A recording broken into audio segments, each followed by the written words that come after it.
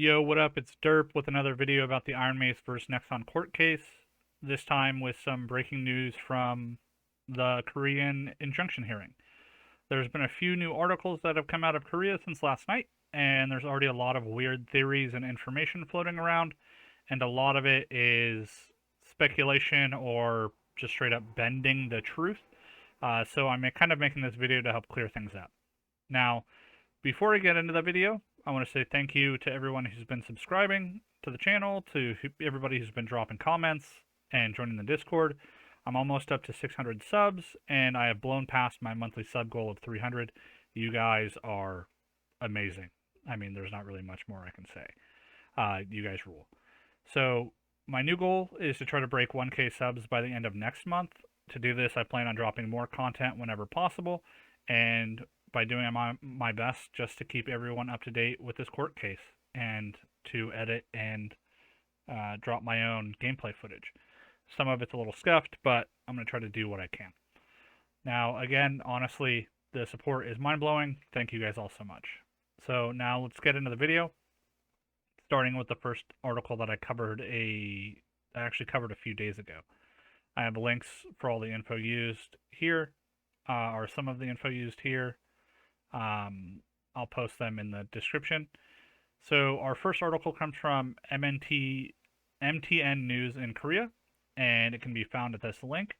It covers the events leading up to the Korean preliminary injunction hearing, and the important takeaways are that IronMace filed for an injunction against Nexon around the same time that Nexon filed their initial DMCA with Steam in the United States.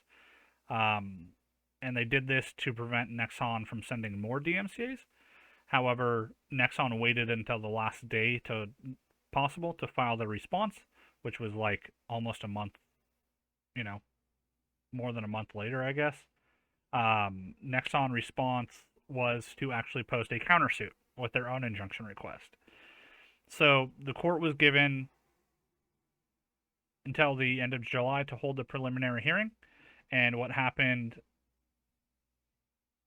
directly after is pretty simple. So the court actually decided to get right to the preliminary hearing and schedule it for June 21st, 2023, which leads us to yesterday. So or today, real kind of, I guess yesterday. But to this next article. So the second Korean article that I have, which is linked here, and the link will be in the description, covers what happened, or most of what happened in the preliminary hearing. So for a longer video on the article above, please check out the video I have linked in the description. But for the second article, the key takeaways are Nexon and IronMace's Dark and Darker preliminary injunction lawsuit was held on the 21st at the Suwon Korean Court District. And most of this is just taken straight from the article. And translated. Nexon's complaint against IronMace and IronMace's complaint against Nexon were actually merged into one suit. So now it's not one suit versus another suit. It's actually just one suit with two injunctions, and the court is going to decide what the best action is. Nexon and IronMace can submit additional arguments and refutations to the court until the end of the hearing, which the initial proceedings will be wrapped up around July 19th, but I'll get into that later. So Nexon cited the case during the trial, or the pre-trial hearing, Nexon cited the case of Dave the Diver, which was put on hold for the past 2 years and then later refined and put into early access on Steam. Nexon also claimed that unlike P3, this was possible because the data was preserved and the suspension was resolved. So basically they took it off the shelf and then development resumed and continued until, release of early access. Then Nexon explained that Dave the Diver, unlike P3, was not leaked, and that led to its eventual release. Nexon's argument has also changed, with them now stating that the data leak itself is the reason why P3 was scrapped indefinitely. So that's part of their argument. and they are also claiming that the trade secrets have been leaked, and that has caused them damages above and beyond just what they could have earned from Dark and Darker. Now, IronMace's side of this is that they have claimed, even if the incident occurred 2 years ago, if you think about why Nexon has been quiet so far, it is clear that Nexon gave up the possibility of Project P3 and killed it. So their argument is they never intended to release Dark and Darker, or they never intended to release P3 at all. So any claims from P3 and their rights to P3 are kind of forfeit, right? That's their whole argument. So none of this other stuff even matters.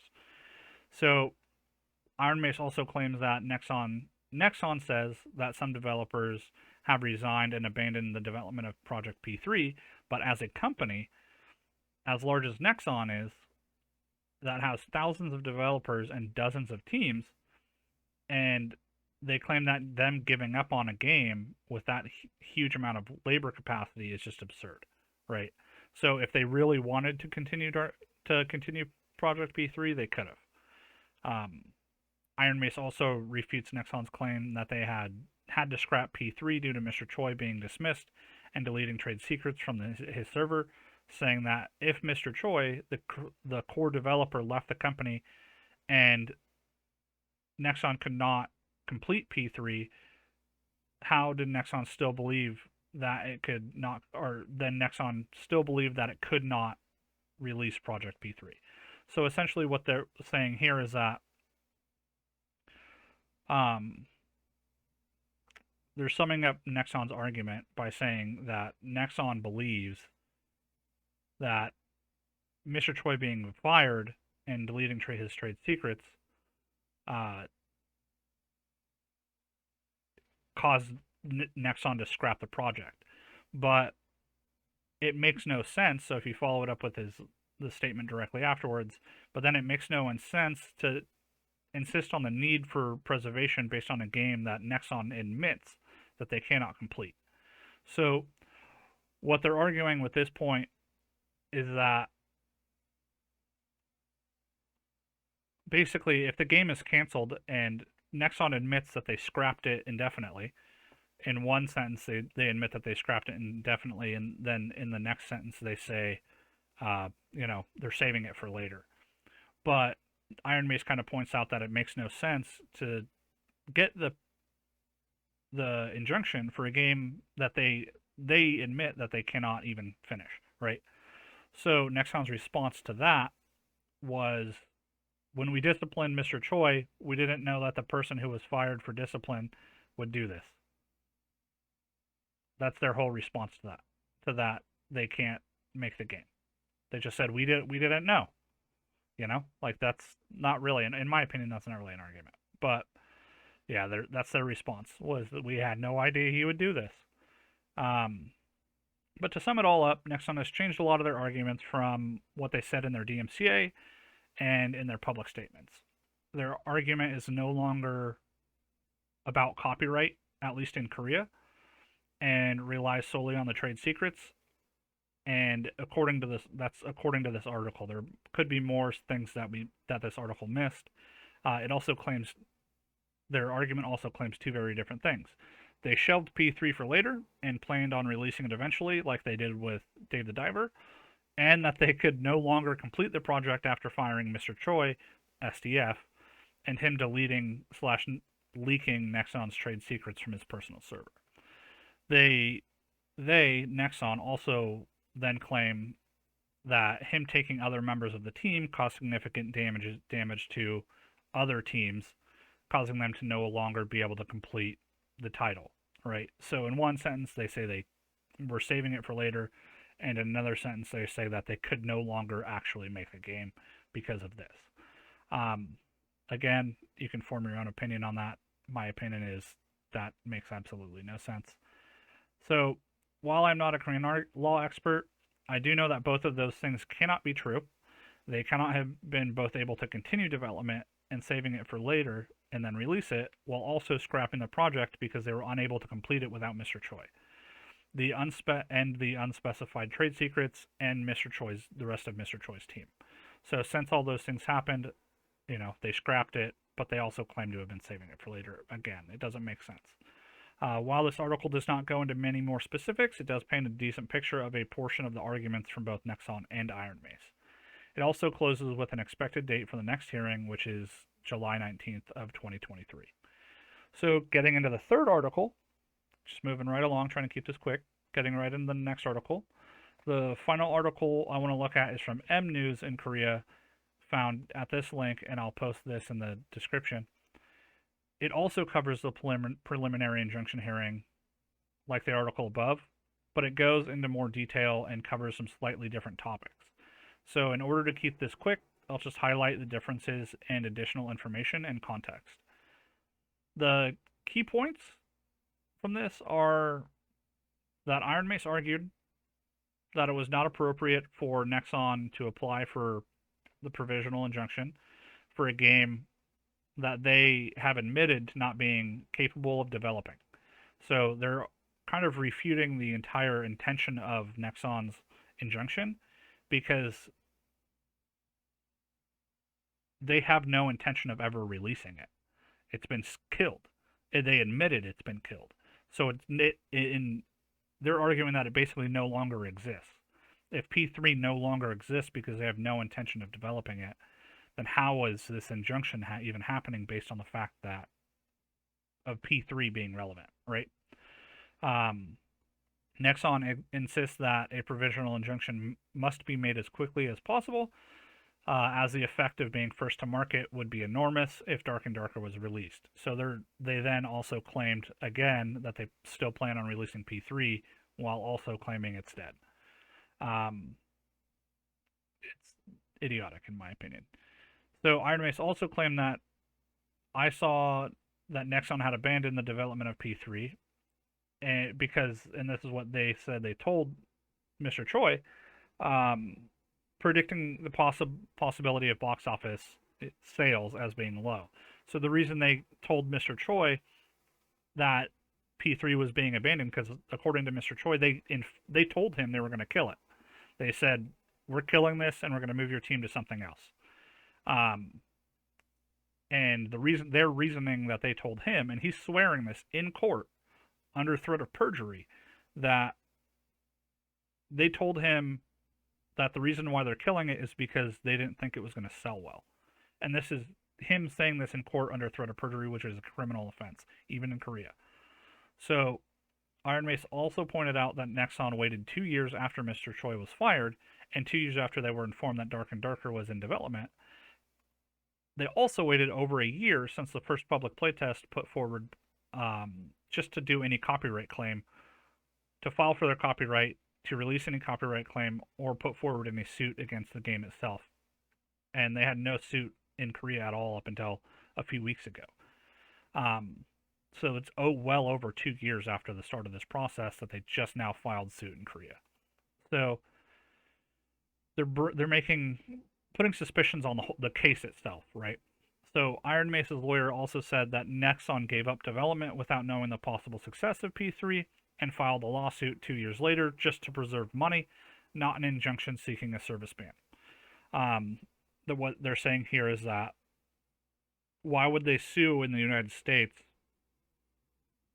seeking monetary damages as well as the rights to Dark and Darker, and then still ask for, and then wait, for a long time. They filed a lawsuit against Mr. Choi 2 years ago. Why didn't they seek an injunction against Dark and Darker back then when they knew it was in development?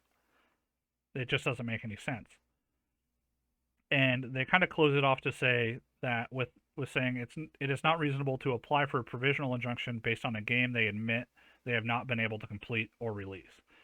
So one of the most important facts that I don't have in this bullet point is that the court decided to have a hearing period of about 4 weeks to review each claim.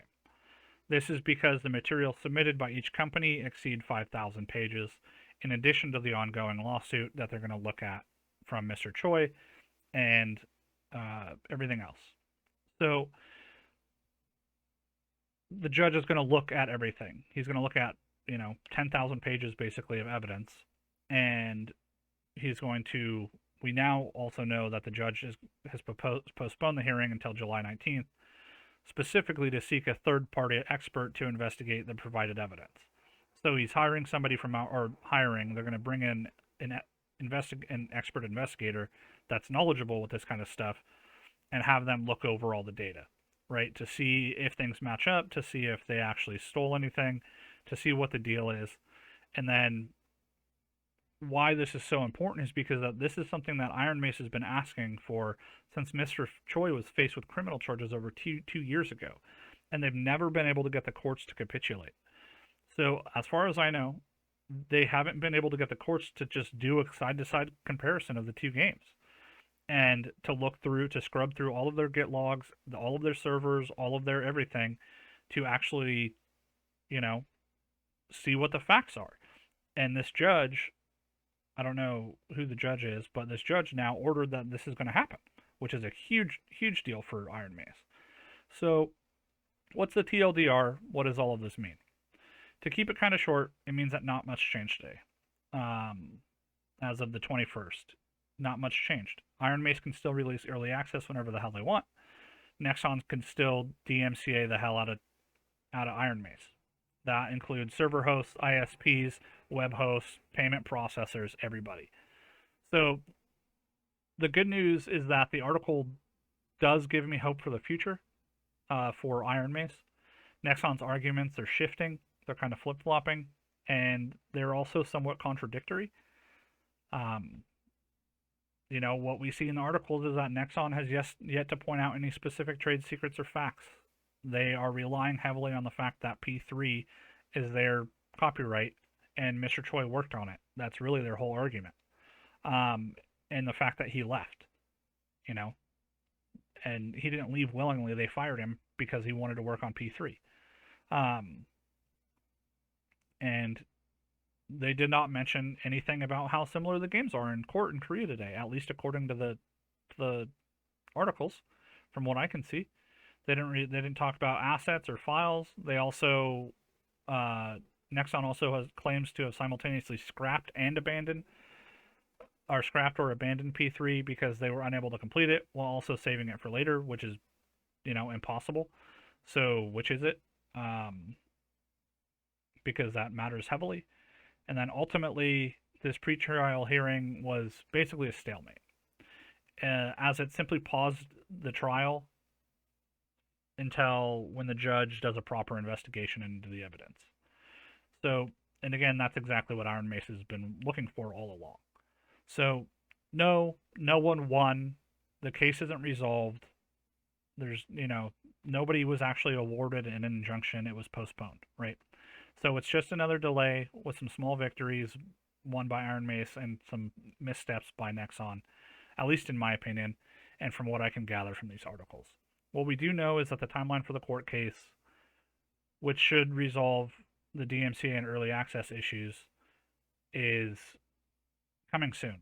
The U.S. early case conference should be sometime around July 17th, and the Korean injunction hearing should be around July, or is on July 19th, 2023. So U.S. U.S. pretrial hearing, July 17th, Korean injunction hearing, July 19th. The early case conference might happen before that. It might happen after.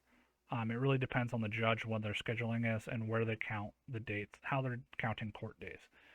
So we can expect an update about early access around July 20th, if not sooner. My estimation is like probably July 20th, 21st, but it could be sooner. So just keep holding the line for a little bit longer, and we'll know exactly what's going on pretty soon. So yeah, that's about it. I hope this video helps clear some things up. If you like what I'm doing, please consider subscribing to my channel, joining my Discord, and becoming a patron. Just follow the links in the description below. Everything you do, from clicking on the thumbs up to leaving a comment, helps keep this channel alive. It also helps me realize my dream of opening up my own game studio and developing my own games. As always, if you have any questions, concerns, want to yell at me, or think I'm wrong, feel free to let me know in the comments. I'm always trying to do my best to, stay as factual as possible and leave my opinion for the most part out of it. It's impossible for me to leave my opinion out of it just because I love Dark and Darker. But I want to do the best to provide quality content that I can that, gives you guys the facts.